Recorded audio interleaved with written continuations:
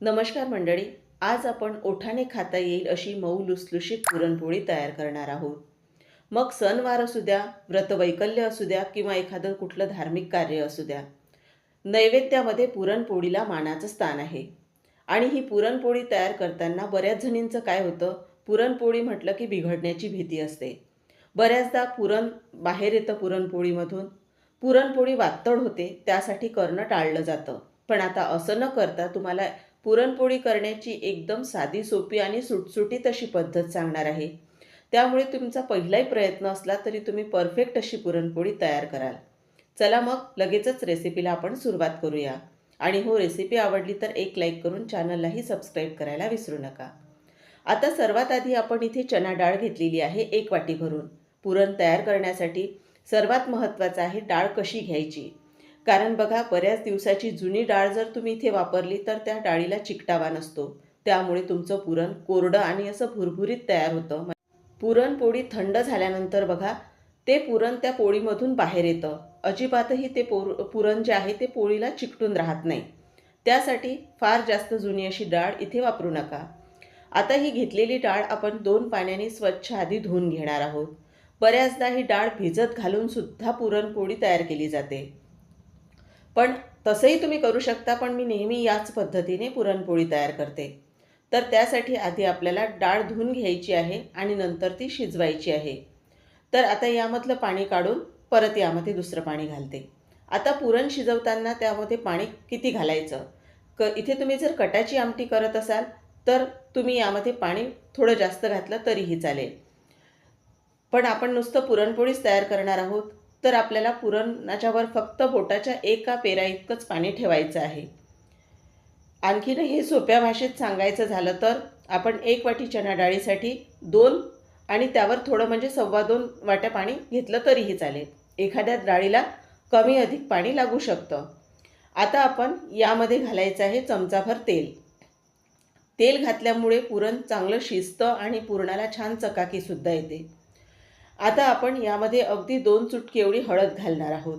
हळद घातल्यामुळे पुरणाला रंग छान येतो.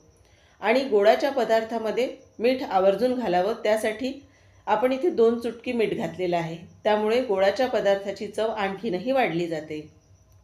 आता हे सर्व साहित्य घालून झालेलं आहे. तर आता कुकरचं झाकण बंद करते आणि कुकर आपण शिजण्यासाठी गॅसवर ठेवणार आहोत. तर इथे मी 4 शिट्ट्या काढून घेते. कुकरच्या 4 शिट्ट्यांमध्ये डाळ छान अशी शिजली जाईल. इथे आपली जोपर्यंत छान डाळ शिजली जाते तोपर्यंत आपण पोळीसाठी लागणारं गव्हाचं पीठ मळून घेणार आहोत. तर इथे बघा, आता आपण ज्या वाटीने चणा डाळ मोजून घेतलेली होती त्याच वाटीने इथे आपण गव्हाचं पीठ मोजून घेतलेलं आहे. तर इथे 2 वाट्या गच्च भरून मी गव्हाचं पीठ घेतलेलं आहे आणि हे पीठ मी वस्त्रगाळ करून घेतलेलं आहे. कापडाने, एखाद्या सुती कापडाने तुम्ही गाळून घेतलं तरीही चालेल. आणि इथे मैद्याचा अजिबातही वापर केलेला नाही. इथे फक्त मी हे गव्हाचं पीठ घेतलेलं आहे आणि यामध्ये आपण 2 चुटकी एवढं मीठ घातलेलं आहे. पीठ भिजवताना अजिबातही तेल तुपाचा वापर केलेला नाही. आता आपण इथे पुरणपोळीला छान रंग यावा यासाठी हळद घालून घेतलेली आहे पाण्यामध्ये. गव्हाच्या पिठात हळद न घालता अशी पाण्यामध्ये घालून घ्यायची आणि त्याने आपल्याला हे गव्हाचं पीठ मळून घ्यायचं आहे.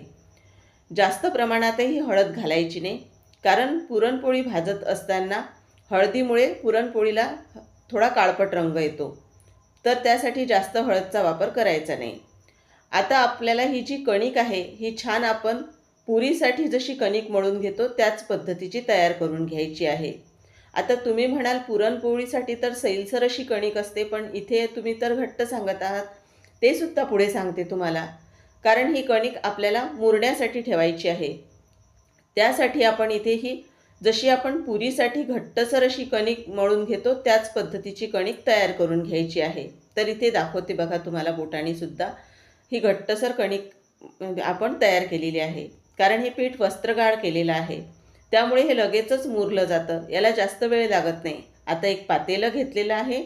त्या पातेल्यामध्ये आपण मळून घेतलेली कणिक आपल्याला घालून घ्यायची आहे. आता ही कणिक घातल्यानंतर आपल्याला या कणकेवर पाणी घालायचं आहे आणि या पाण्यामध्येच ही कणिक आपल्याला मुरण्यासाठी ठेवायची आहे. या पद्धतीने एकदा ही कणिक अशी भिजवून बघा आणि नंतर याची पुरणपोळी करून बघा. खूप अशी एकदम नरम पुरणपोळी तयार होते. आता यावर झाकण आपण ठेवूयात आणि आपलं पुरण तयार करेपर्यंत कणिक छान अशी मुरली जाते. तर आता आपण यावर झाकण ठेवून बाजूला ठेवूयात. तर आता इथे कुकरसुद्धा आपलं थंड झालेलं आहे. गॅस मी बंद केलेला आहे आणि आता उघडून दाखवते तुम्हाला आपली डाळ कशी शिजल्या गेलेली आहे. तर आता पूर्ण वाफ निघालेली आहे कुकरमधली. तर इथे तुम्ही बघू शकता आपण घातलेलं पाण्याचं जे प्रमाण आहे ते एकदम अचूक असं आहे. इथे बघू शकता अजिबातही जास्त पाणी इथे डाळीवर राहिलेलं नाही. आपल्याला यामधलं पाणी काढण्याची सुद्धा गरज नाही. व्यवस्थित असं पाणी असल्यामुळे पूर्ण पाणी डाळ शिजण्यासाठी लागलेलं आहे. आता तुम्हाला डाळ कशी शिजली हे सुद्धा बोटाने दाखवते. छान अशी आपली जी डाळ आहे ती लोण्यासारखी मऊ अशी झालेली आहे. तर आता आपण ही डाळ गरम असताना चाळणीवर बारीक करून घेणार आहोत. डाळ जर एकदा थंड झाली की ती मग बारीक करायला बराच असा वेळ घेते. त्यासाठी गरम असतानाच आपल्याला ही डाळ चाळणीवर बारीक करून घ्यायची आहे. आता इथे बघा मी ज्या कढईमध्येच मला पुरण तयार करायचं आहे त्याच कढईमध्ये मी हे पुरण तयार करून घेते. त्यावर मी चाळणी ठेवलेली आहे आणि आता यावर आपल्याला 2 ते 3 चमचे पुरणाची डाळ घालून घ्यायची आहे. आणि राहिलेलं जे कुकरमध्ये पुरण आहे ते असंच न ठेवता आपल्याला झाकून ठेवायचं आहे, म्हणजे ते गरम राहायला हवं. थंड झालं की बऱ्याचदा ही चणा डाळ जी असते तर ही वातड असल्यामुळे ही बारीक व्हायला वेळ घेते. तर इथे आता आपण एखादा पेला किंवा असं एखादं भांडं घेऊन याने तुम्ही डाळ भराभर अशी चाळणीतून ही व्यवस्थित अशी बारीक करून घ्यायची. याला जास्त वेळ लागत नाही. तर आता बघा पूर्ण डाळ आपली ही करून झाल्यानंतर तुम्हाला दाखवते.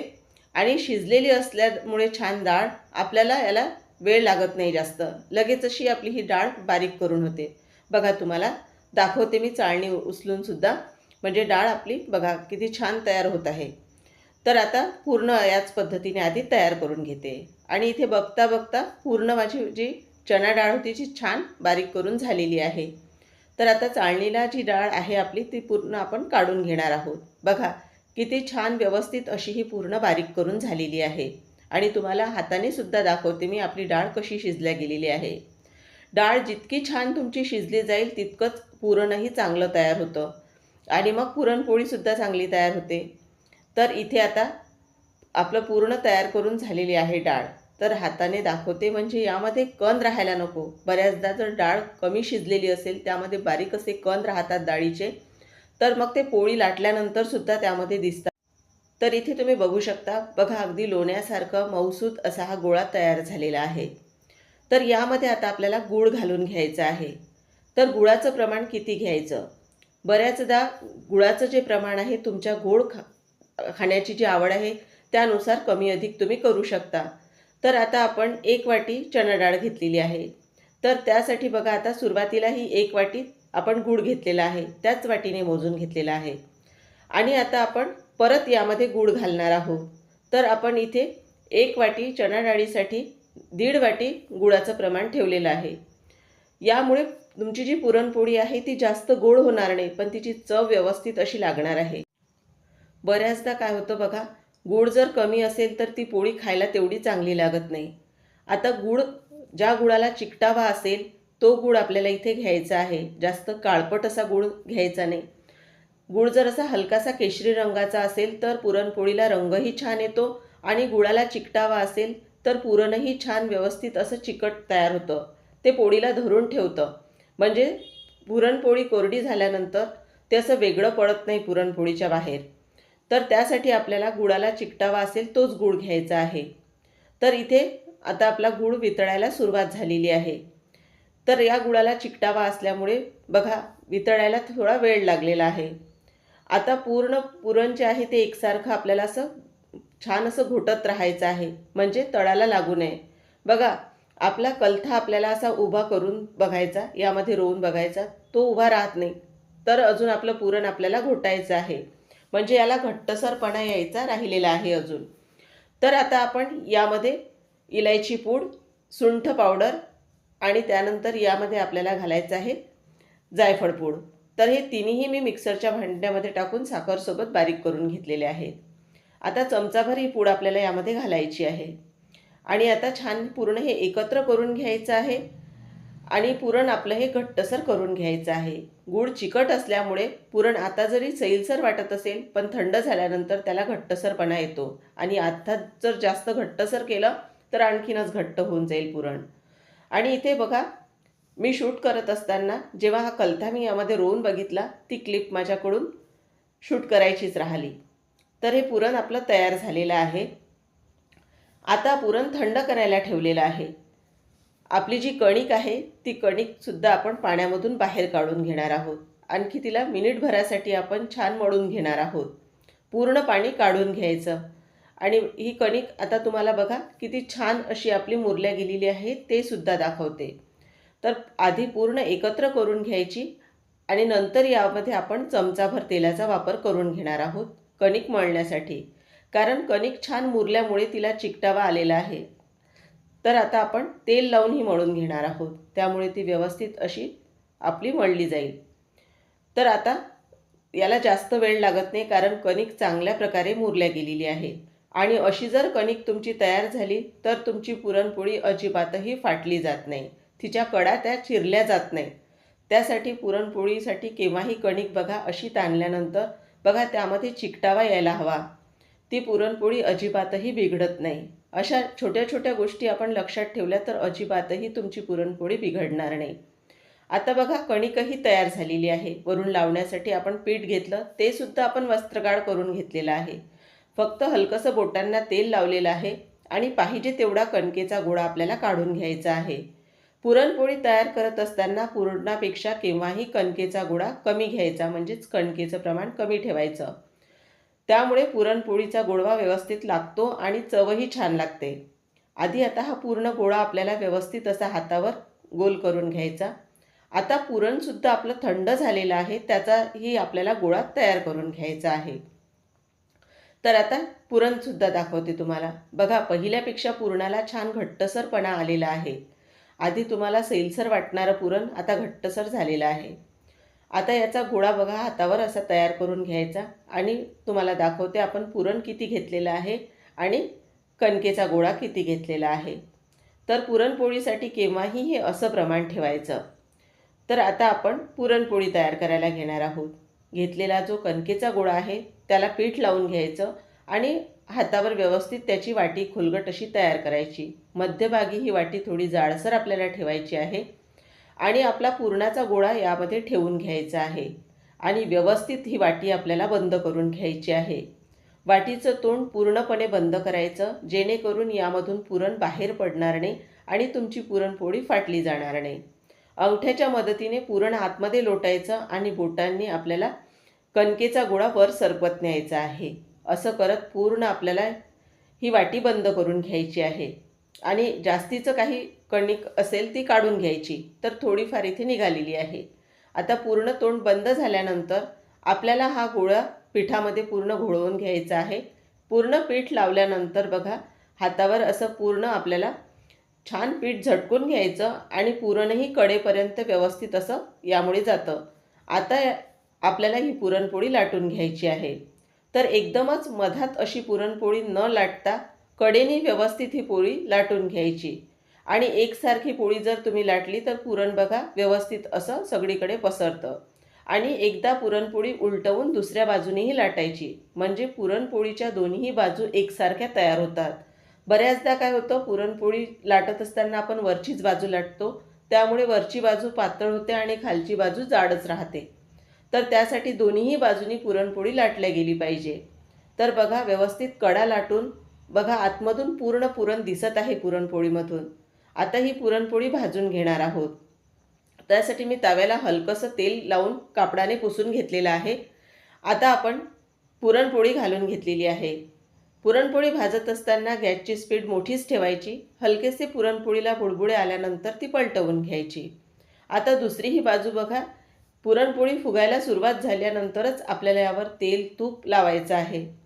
तिथे तुम्ही तूप तेल काहीही लावू शकता. मी इथे तेलाचाच वापर केलेला आहे, कारण इथे आपण तूप जर लावलं तर पुरणपोळी थंड झाल्यानंतर हलकीशी ती वातळ होते. त्यासाठी मी इथे तेलाचाच वापर केलेला आहे. तर आता छान यावर हलकेसे डाग पडेपर्यंत पुरणपोळी भाजून घ्यायची आणि दोन्हीही बाजूनी असं तेल लावून भाजायची आहे आपल्याला. तर कडेनेही व्यवस्थित अशी पुरणपोळी भाजून घ्यायची. वरचे दोन्हीही बघा, खालचा आणि वरचा भाग पातळ असल्यामुळे ती भाजायला जास्त वेळ लागत नाही. तर आता पलटवून घेऊ आणि बघा आपली पुरणपोळी तयार झालेली आहे, छान टम्म फुललेली, अगदी ओठाने खाता येईल अशी. तर आता दुसरीही पुरणपोळी याच पद्धतीने आपल्याला भाजून घ्यायची आहे. तर परत इथे बघा, आता आपण दुसरी पोळीही लाटून घेतलेली आहे आणि ही सुद्धा आपल्याला आलटून पालटून अशी तेल लावून भाजून घ्यायची. बघा, दुसरीही पुरणपोळी छान टम्म फुलल्या गेलेली आहे. ही सुद्धा पुरणपोळी भाजत असताना गॅसची स्पीड मी मोठीच ठेवलेली आहे आणि ही सुद्धा व्यवस्थित अशी भाजून घ्यायची. याच पद्धतीने भराभर अशा मी पुरणपोळ्या करून घेतलेल्या आहे आणि बघू शकता तुम्ही, एकापेक्षा एक अशा आपल्या पुरणपोळ्या तयार झालेल्या आहेत. एकसुद्धा पुरणपोळी इथे फाटल्या गेलेली नाही.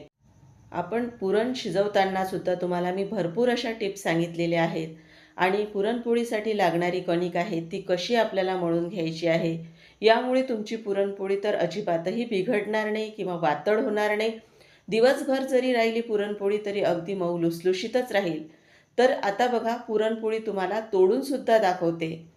तर मंडळी, तुम्हीसुद्धा या पद्धतीने नक्की एकदा पुरणपोळी तयार करून बघा आणि तुम्हाला ही आजची रेसिपी कशी वाटली ते सुद्धा कमेंट करून सांगायला विसरू नका. तुम्ही अजूनपर्यंत चॅनलवर नवीन असाल आणि चॅनलला सबस्क्राईब केलं नसेल तर एक लाईक करून चॅनललाही सबस्क्राईब करायला विसरू नका. म्हणजे तुम्हाला अशाच नवनवीन रेसिपी पाहायला मिळतील. पुन्हा अशाच उपयुक्त, घरगुती आणि झटपट तयार होणाऱ्या रेसिपीसोबत आपण पुन्हा भेटूया. तोपर्यंत मस्त खा आणि स्वस्त रहा. धन्यवाद.